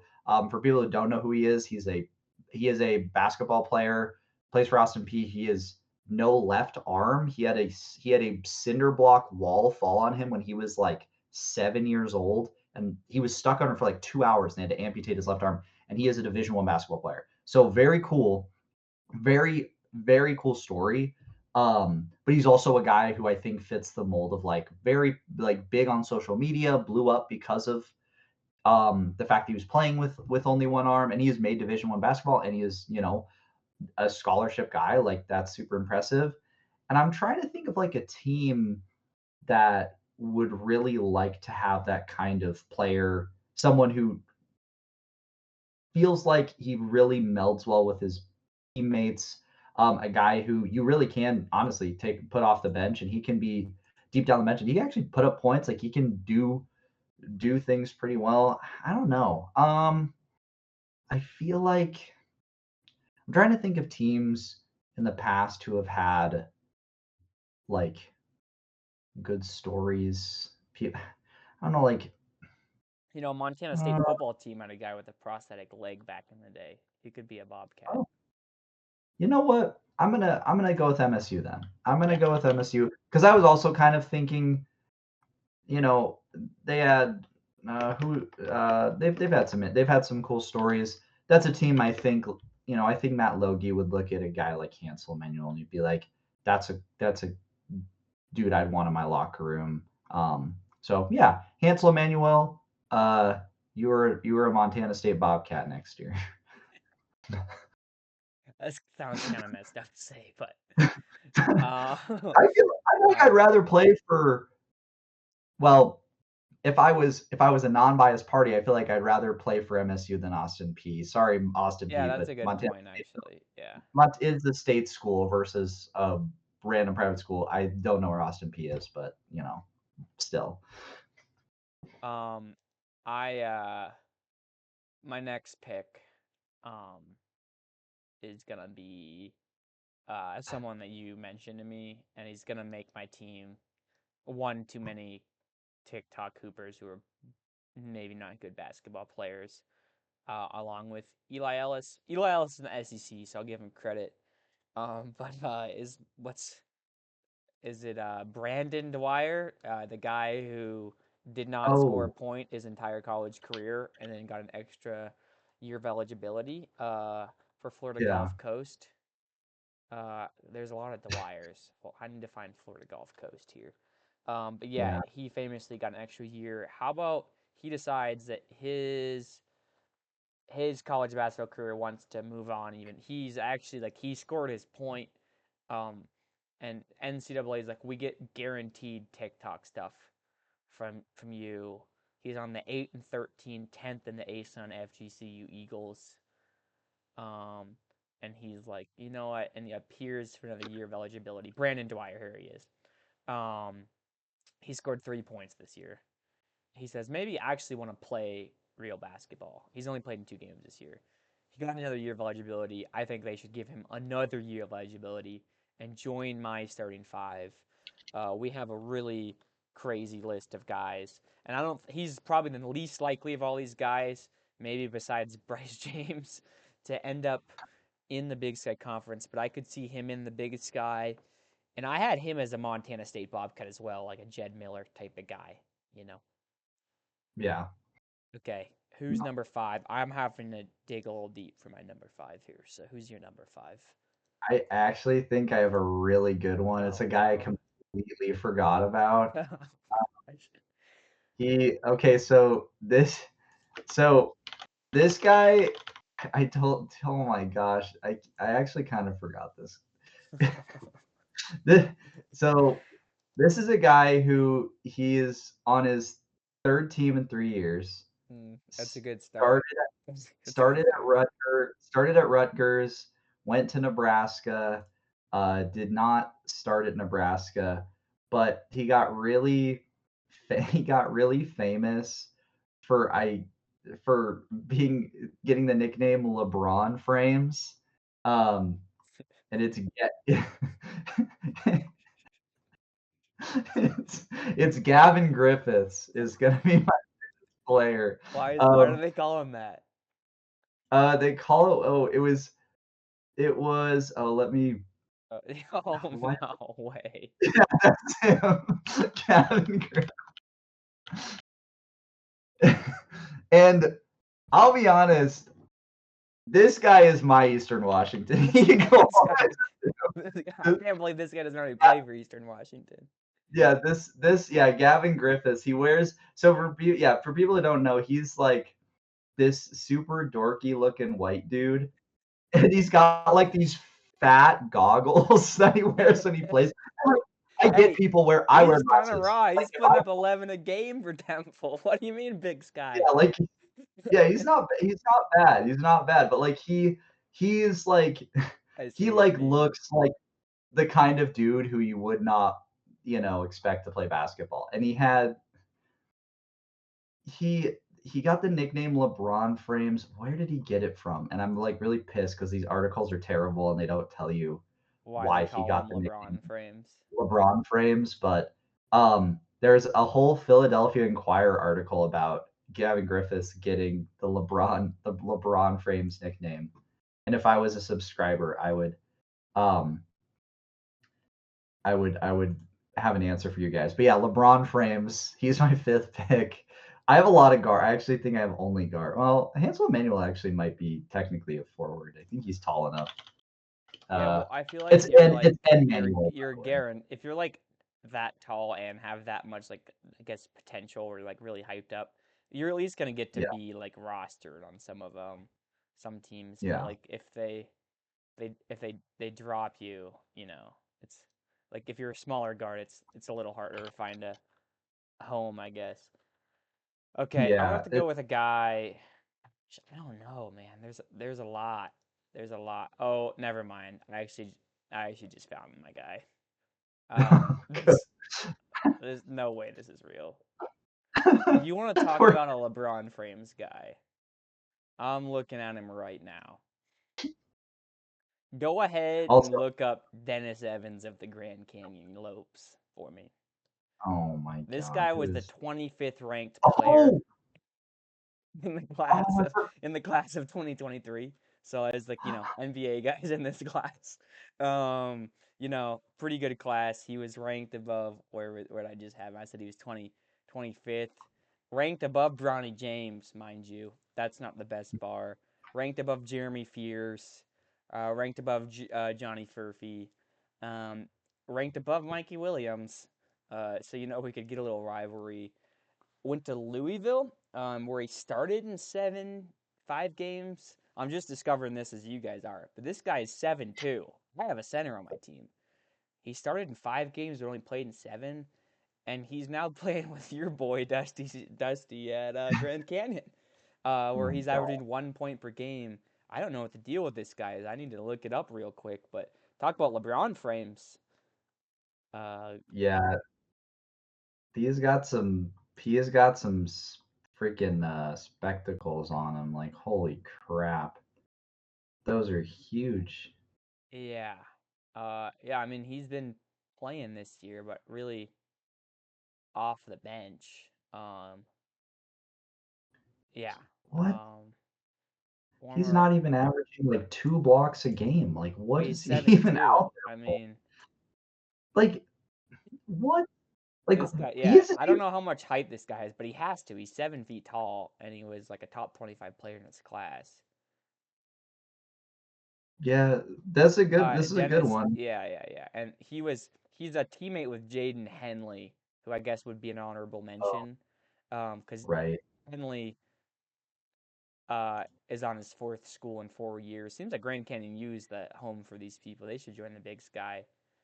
They're kind of a last chance you type influencer school now, but yeah. So Dennis Evans is there as well with Henley, and Oh, Evans actually originally signed with Minnesota, but a lot has happened. He got released from his national letter of intent, Dennis Evans, um, back in the day, and he went to Louisville. He started 5 games, but then he was injured, so injury. It's always tough when it's injury and not ability that sets him back. yeah. And then he signed with Grand Canyon. So yeah, so that guy's gonna bring it down. Dennis Evans is gonna hold it down for my starting five. Did you have any honorable mentions? Oh, and Dennis Evans seems like he would be on like maybe like a Northern Colorado type team, or maybe Yeah. Portland State. I don't really know. The And Brennan only. Dwyer's MSU guy.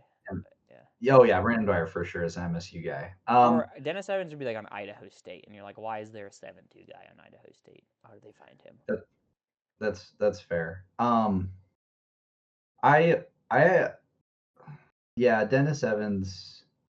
Oh, who was I gonna? The only reason I thought MSU for him was because Jabril Bello used to wear Oh yeah, he the does look like goggles, Jabril Bello. but that's the only reason because Dennis Evans is American, but Jabril Bello was like, yeah, Jabril Bello, for people who don't know, former Montana State center, who was British, by the way. Danny Sprinkle actually really liked his British players, because he had more than one, right? He had DeBello and there's another guy. Admin Adamu, I think his name was. He was a Oh guard. yes, yeah. So Danny Sprinkle had he had a pipeline to the UK, and Jabril Bello was insane, and yeah, he was this British center, and he wore these huge goggles. But Okay, yeah. Real quick, Yeah, I was gonna say yeah. real quick for our TikTok version, I guess before we do honorable mentions, we should just so it's a shorter video that I can edit. Mhm. We'll do it like a fast now that we have our guys down. List our starting Mhm.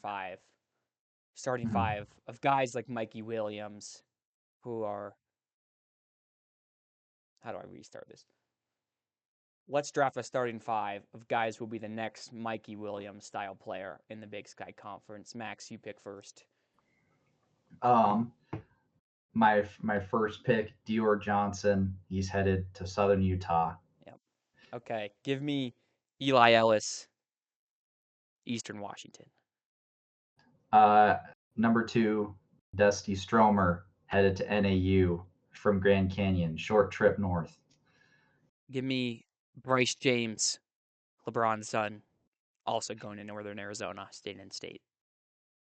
Uh, Former Mikey Williams competitor, I guess, Rayvon Griffith, sent him to Portland State to take over for Jalen Henderson when he graduates.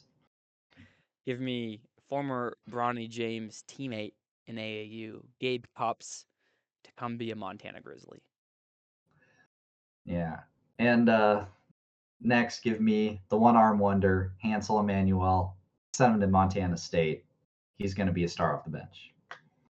Give me, he's going to score more than 6 points in his college career. Give Brandon Dwyer from Florida Gulf Coast another year of eligibility, and he's also going to play at Montana State.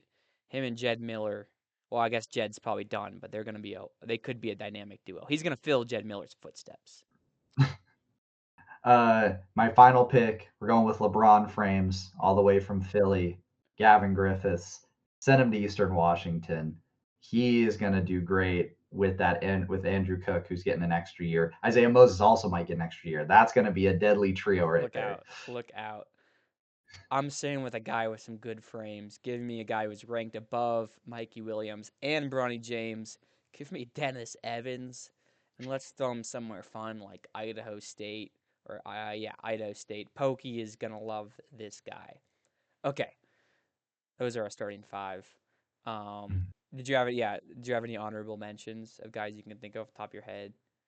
I can think of plenty of Uh, guys who like tried to transfer up but might end up down, but I can't think of too many like really high caliber recruits who are still playing or like TikTok, like ones that everyone knows, but you still wonder. Mikey Williams is really the best example of that, honestly. yeah, there are like guys who act. There's who what was his name? He was actually good, and is still is pretty good. And he was a guy who maybe could have fit. I can't remember his name.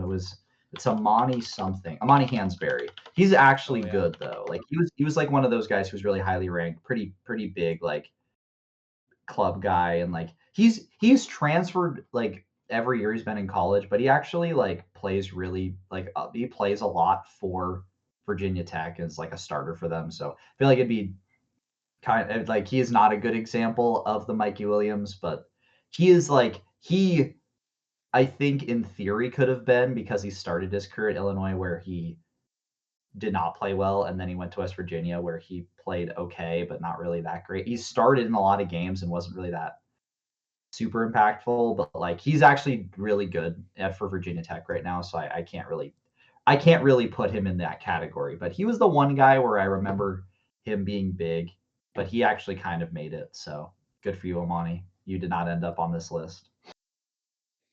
yeah. I don't have too many more that I can think of. I wish I'd spent a little more on this, but we've kind of got our guys out there. One player I did, I guess, stumble across that I knew just because I watched Iowa State basketball was Omaha Blue, who was ranked pretty highly and above some like future. He was in that same class with Bronny and Mikey, ranked above some pretty good guys who made the NBA.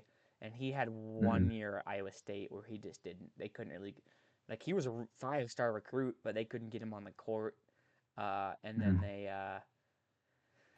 Mm-hmm. he transferred to Wake Forest. He's been there for 2 years now. But his second year, he's playing like a little better. It's like if Javon Quinterly still playing basketball, that'd be a good one. Oh, I don't think Javon There's Quinterly no is. way he's still allowed to play college basketball, but No, he. yeah. I think I looked him up, and yeah, he plays for the Shanghai Blackbird in the NPL.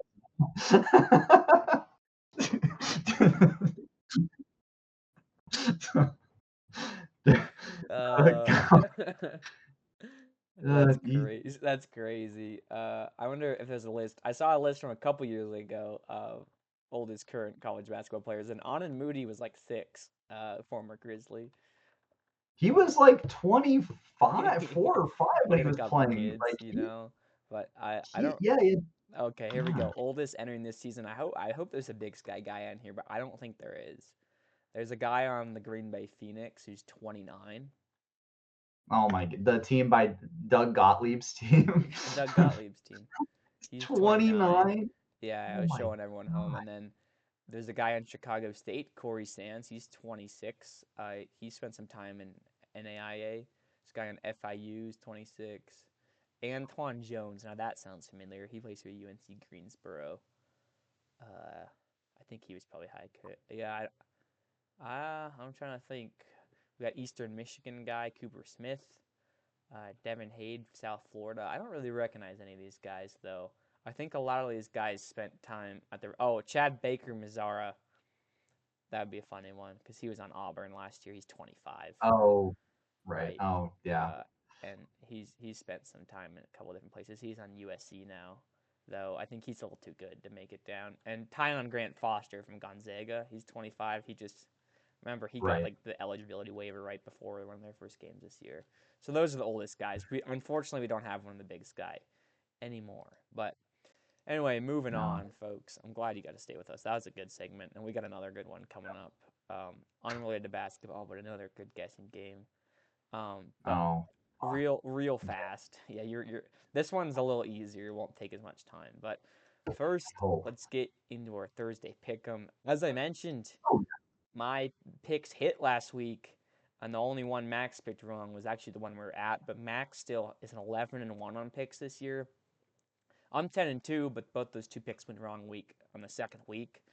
And Max also nailed the player of the week last week. I zagged away from it. I had some funny theory, but it was Prophet Johnson. But anyway, combined that's 21-3 in our picks. So if you're straight picking with units, maybe follow our lead. mhm. Obviously, you might have to do some spread bets, and that's a little different. But our parlays, two of our parlays hit. I'd say that's good numbers. We're starting to the point where Mhm. it's not luck anymore. We Mhm. pay attention to this, and I think there's value in Big Sky if you pay attention. There was a spread that, oh man, I wish I could remember off the top of my head, that really jumped out at me. Idaho was favored over Portland State at home on Saturday, Yeah. which is like, In the and sometimes there's reasons for these spreads, and Vegas knows what's going on, but sometimes I think there's a disparity at that level, and that definitely we definitely saw that happen. So anyway, stay with us for our gambling picks, because every now and then there's like that. That's the line I would have jumped on. I would have taken the Vikings at plus money any day of the yeah. week. And obviously Northern Arizona got a plus money win this week over Northern Colorado. I don't know if I would have picked that win though. Anyway, No. Thursday, here's the games: Montana State, Sac State, Eastern Washington at NAU, Idaho at Northern Colorado, Montana at Portland State. Me and Max are both liking so far some road dogs. Let's start Montana State at Sac State. Cats, as we said earlier, playing really good basketball at a Sac State team. Did get some wins, uh, but didn't look as good this week. We both like the Bobcats in that one. Yeah, we like the Bobcats. I know Hornet Pavilion, tough place to play, but no, it's MSU. MSU all day. Mikey Williams. I'll be interested to see how much he scores against MSU actually. That's going to be the big thing for me, is how many points is he going to put up against a team I honestly think could probably contain him pretty well, but He still. had a pretty bad last game against Idaho. I think that was their second loss. He did not play well in that game. Um, Yeah. So, okay, MS. yeah, MSU. We both picking MSU in that one. MSU will probably Mm, be favored, but they're going to give Sac State some points at home, so you might even want to spread. My rule is if they're if they're favored, you take the money line unless they're dogs, and then you take their spread. But if it's a close line, if it's like 2.5, I like MSU. Um, mhm. Eastern Washington at NAU. NAU finally got that first conference win over Northern Colorado. Eastern is a good home team, especially on Saturdays. It's a tough road game. NAU still banged up. We both like the road dogs, Eastern Washington, and I wouldn't be surprised if they are. We get a couple points with Eastern, so we just need them to keep it close. Yeah, I agree. I think Eastern. It's kind of crazy to think about Eastern being the worst team, like record wise, coming into the conference slate and how well they've played. Like they've outperformed, like 3-4. Like they've outperformed my expectations in a lot of ways. Like they're I think very clearly better than like the very bottom rung. They're not necessarily competitive, but I don't see them winning like a ton of good games, but they're gonna win bad games, which keeps you right in the middle. So yeah, I like them. NAU is just so god awful. I can't really see them winning a lot of games right now. That Northern Colorado win, that might be their first win for a while. They might not get another one for a good chunk of time.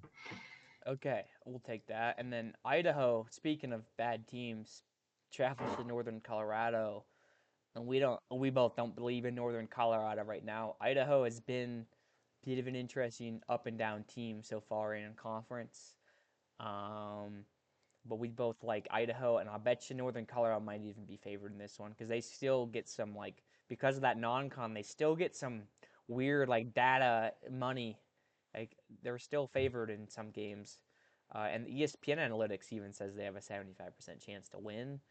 But we both Mhm, like Idaho, at least if mhm. they're not favored, to cover the spread here, folks. Yeah, I would agree with that as well. Alex Prible's squad they play well.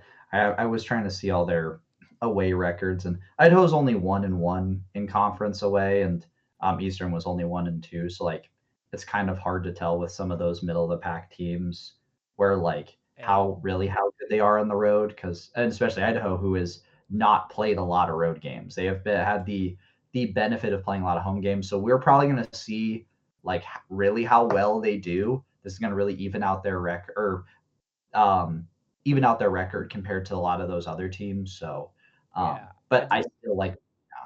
Yeah, me too. And they they beat Montana State. That's a good win, and they did win at Weber on the road. And their one other road conference the game, like you said, they haven't played as many was at Idaho State, but they don't like to play in Pocatello, and they played that really good Northern Portland State team close at home. So at least if Vegas is going to give the Bears some money, um, at least keep it close, Vandals. Yeah. And finally, our game of the week.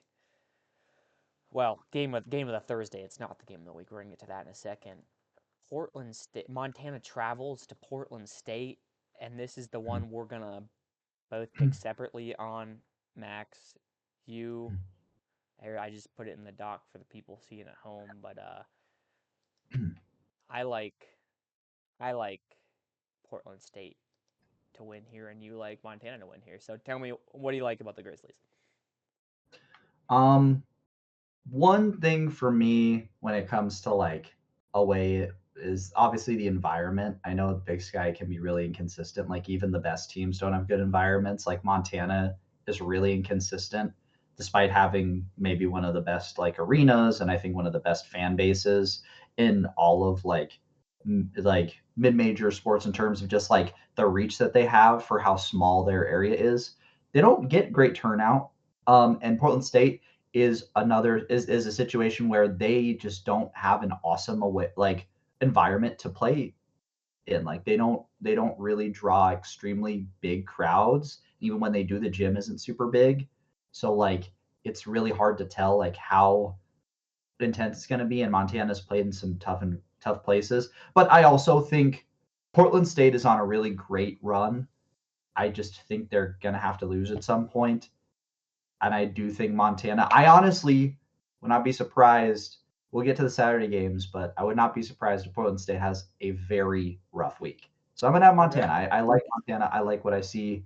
Um, I think they match up well in some places. It really is just going to depend on their bigs. Like, is Terry Miller, is Trayvon Minot, like are they going to be able to just dominate? Because I think that's kind of where the crux is. But I like I think they match up well in the guard spot. I think if Money Williams shoots the lights out the gym, like that's going to be a tough day for PSU. Yeah, that's gonna be a good game. That's 7 p.m. Pacific time tip, so 8 p.m. for us. I think I just fall back on we've seen the Grizz have some woes on the road before on the Big Sky. Was that lost to Montana State and Eastern, and like you said, the bigs are something I'll focus on. I just don't think Terry Miller Jr. and Minot. They're both going up against Tajon Sawyer's good. I think he'll be a good answer for one of those two. But the Yeah. other one, you got two freshmen and a Guino going in there. Montana is a good coach team, and I wouldn't be shocked if when Portland State comes to Missoula that Montana beats them. But just with it being on the road, uh, I think I'm gonna pick Portland State. Just a money line though. I don't think they're gonna blow the Grizz out by any means. So yeah, those are our picks for the week. Who's your player of the week pick, Max? My player of the week. Um, it's I wanted to kind of flop you last week. It was I pick kind of the de facto guy, and you picked a person you thought may have kind of snuck in the conversation. This is the guy I thought you were gonna pick, to be fully honest with you, but Well, I like him. I like. He reminds me you of like him myself. a lot. You know. But you picked the smarter player to pick, but I want to pick this guy because I really liked what he did. I'm gonna pick Jed Miller. Um, but Jed Miller had good game against Idaho State. I mean, pretty civilian for him to be honest, like 26-4, like good stat line. But like I mean, he was the guy who willed Montana State to a win. Um, and had an awesome game against Weber. 27 points. Um, like had a couple turnovers, but like really, I mean, he really was the guy. Him and Christian King had a great game too, but I really think Jed Miller he had to have a game like that. So he beats I think too. I mean, he beats Weber State, which I think is still a quality opponent, still a quality win, and then he beats Idaho State, who's fallen off a little bit, but like still a really good win for them. And you have to sweep. You have to sweep when you're at home if you're Montana State. You really cannot lose like many, if any, home games if you're them. So I think it was a good week. Jed Miller had a great week. So I'm going to go for him. But I think, Jack, you probably have the person who's going to win it, in my humble opinion. Yeah, I got my boy Terry Miller Jr. Portland State. Jed Miller's a good pick too. This one's a little harder than some of the other weeks. Went for 22. Didn't shoot the best, 7 for 20, but 0 for 5 3. But he had 8 free throws, and he hit some clutch free throws, and I had to clutch kind of go ahead bucket late. And then against Idaho, keep them undefeated, 29 points, 5 rebounds. He's great, and something that also jumps out at me is he plays a physical brand of basketball. His first 2 games, he fouled out in of conference play against Weber and Idaho State, both overtime wins. He scored 25, 29, and 25, fouled out in both. He chilled things out in that blowout against Sac State. He only had to get 3 fouls, and then Northern Colorado 4, and then U 4, Eastern Washington 4, and Idaho 4 fouls. He's playing physical. So yeah, that's my player of the week pick, Terry Miller Jr. And I'm excited to see uh, him play in our upcoming games, obviously against Montana, but some more games of the week. On Saturday, we got Idaho State playing at Weber. That'll be a fun team. Fun game. Those Mhm. two teams kind of at the middle of the conference, looking for a win. Eastern at Northern Colorado. Eastern has to play on the road on a Saturday. Northern Colorado, we'll see if they can stop the bleed even more. Eastern, that'd be a good win for them, and they could get maybe a better matchup in the tournament if they win a game like that. Mhm. Idaho goes to NAU. That should be a win for Idaho if they're taking care of business. We'll never know what's going on at NAU though. They could make it fun. And then Montana plays Sac State. That'll be a fun game to watch. We'll see if Sacramento State kind of plays up to Montana or not, because that happens sometimes with the higher teams in the conference. Mhm. Or if Montana can take care of business. And then easily the game of the week, the number one and number 2 team in the conference, Montana State at Portland State.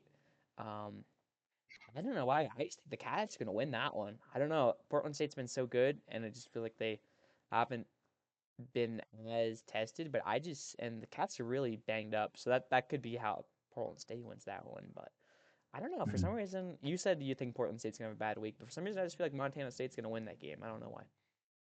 No, I agree. I think like Portland State. I mean, their big quality win was the Idaho win. Like that was I and Idaho is a good team.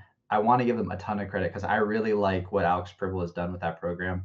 Um, but Portland State, this is going to be uh, maybe their toughest home stretch. Like Or just this is any probably their stretch, toughest home yeah. stretch for against Montana State. Um, and I mean Montana State just plays well wherever. I don't really think they're super like rattled by road environments. And yeah, Montana's had some tough road games, but Montana also likes to come back around in the second half of the season as well. Like they'll lose some dumb games early, but they always end up kind of finding their stride, winning games when it matters and getting up in the places. Something they've done a lot over the years. So um, yeah, I think Portland State goes 0-2, but I mean, I don't think it necessarily means that they're like terrible, but I think they play two close losses this week, and it still solidifies the fact that this team is legit, but they finally play teams with some metal. Hmm. So Yeah, I mean, 2 losses, that'd be fun for the league if Portland State gets to 2 losses. And then I guess Montana State would be in the lead of the conference, depending how their Sac State game goes. But it could be fun. Or if Portland State splits those, that could make things fun. If Portland State beats Montana State, but loses to Montana, and then we have a freeway tie. That'd be fun. Okay, so now what the people have been waiting for, the most fun segment of our whole thing. Uh, Folks at home, you can now see the answers on my tab, but Max, you cannot, right?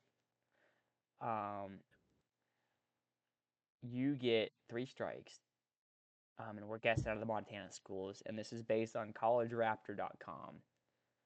Which Big Sky schools have the lowest and highest acceptance rate just to get into college? oh, Okay, okay. so you have to guess the 2 lowest and the 2 highest, and you get 3 strikes to guess them. Um, so yeah, you can start with low or higher. That's up to you. Um, I'm gonna start with low So because I which have schools like. are the hardest to get into in the Big Sky for basketball? Oh, sorry. Actually, sorry. High, high. I Okay, actually want to the go high. easiest to get Um, into, the easiest. Okay. and there's 10 schools, so just so everyone knows. Yeah. I there's a school I have in mind. People are gonna be so mad if, and I well, people are gonna be mad if I guess this, but if I'm right, it's gonna be like I'm gonna go with the University of Montana as one of the top two. um, you're right. The University of Okay. Montana is the second easiest school to get into of the Big Sky Conference basketball schools. They have a 95.9% acceptance rate. Oh, perfect. Proud Okay. graduate over here. So good job, Yeah, Max. That's a great guess. we are proud. We are proud graduates. I was nearly a high school dropout. Got through Montana with my degree. So I just want to point. I love that school, but they will give you $500 just for submitting the application. like they're like, we will give you your money back and more to come here. You really want So to come? Do you really want to come? Okay. yeah, so that's Montana. Okay, the fact that they're second is actually, I thought they were gonna be first. That was my um that was my crazy guess. But okay, so they're second. Who's because I can't it can't be it's not MSU. Like I actually think MSU maybe has like slightly because this is actually really tough. Um I, I don't know. I mean MSU is they're pretty good recruiters. I mean they like to they it's I knew a lot of kids who shouldn't have gone to college who went to MSU. Okay. The So rivalry never sleeps. I don't want to be mean to like Montana State, but like they have way more. Their student body's pretty big. Like it's like 7 or 8 thousand more people than Montana. So my guess is they're just accepting more people. But um, I'm gonna use my strike on Montana State. Are they number one? Montana State is not number one. Okay. I assume they were probably a little harder to get into than UM. Um, gosh. Okay. So who really wants people to come to their school? I well, um, you know who needs a lot of money, especially in the athletic department? Eastern Washington. I'm gonna go with go with Eastern Washington. Eastern Washington is not. No, they need the money so And I'm bad. gonna give you a hint. Eastern Washington's third. Third to last. No, Third oh easiest. damn it. They have a 94.4% acceptance rate at Eastern Washington. They do need students, but sometimes they disqualify you. That's absolutely So you're horrible. at 2 strikes. So Okay.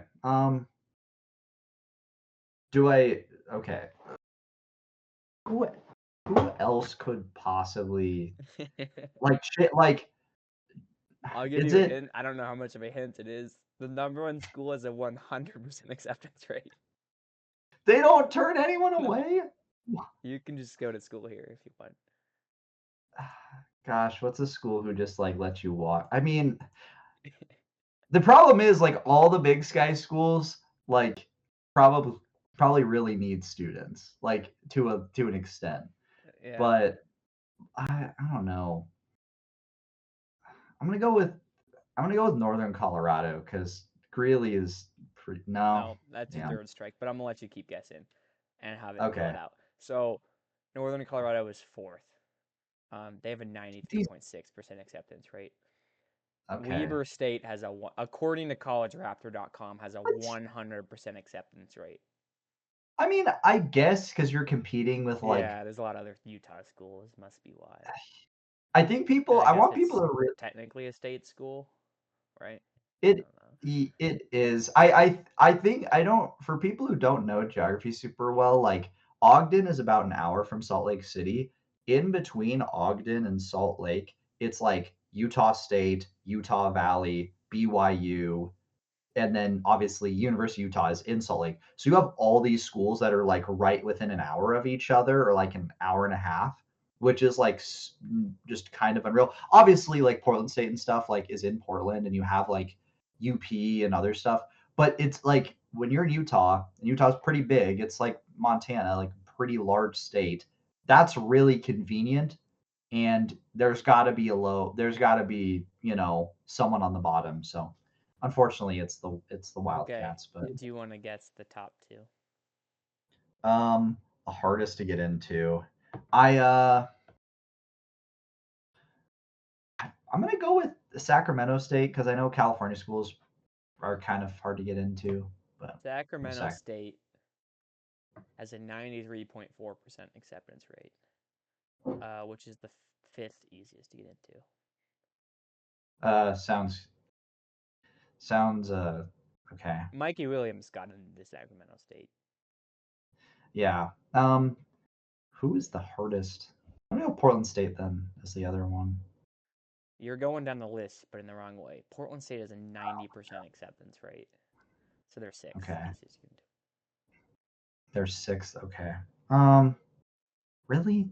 into. Uh, like I get it's a commuter school, but like it's in Portland. Like I thought maybe the standards would be a little higher to live in like the big city, be an academic there. But okay, never mind, dude. I'm gonna be so. Is it like is NAU? What? How about NAU? Are they? Oh Northern Arizona is the seventh easiest to get into. They have an my. 89% acceptance rate. Okay, is where's Idaho? Idaho is the hardest Big Sky Common school to get There's no into. shot. There's I 75.5% acceptance rate. Why are you turning people away, Idaho? Why are you turning people?